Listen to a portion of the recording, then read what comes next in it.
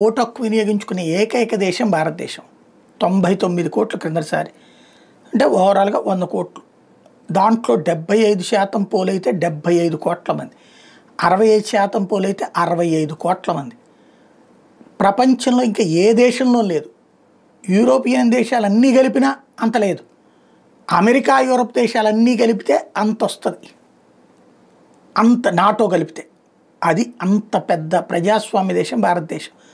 ఇప్పుడు మన విధానం ఏది గ్రౌండ్ లెవెల్ నుంచి పైదాకా ఉన్నటువంటి ఎలక్టోరల్ సిస్టమ్ అనేటటువంటి చాలా పెద్దది. ప్రపంచం మొత్తం మన దగ్గర నేర్చుకుంటుంది. ఇప్పుడు కొత్త కొత్త సిస్టమ్స్ ఇవన్నీ ఈవీఎంలు ఏంటి, వీవీప్యాట్లు ఏంటి. ఇప్పుడు ఈ ఓట్ చోర్ అనే పాయింట్ ద్వారా ప్రపంచవ్యాప్తంగా భారత్ పరువు తీసే ప్రయత్నానికి ఏదైతే తాజాగా క్రిప్టో కరెన్సీ వాడారు, ఒక విదేశీ న్యూస్ ఏజెన్సీ దగ్గరికి ఇండియా నుంచి డబ్బులు వెళ్ళినాయి ఒక పెద్ద రాజకీయ పార్టీ నుంచి.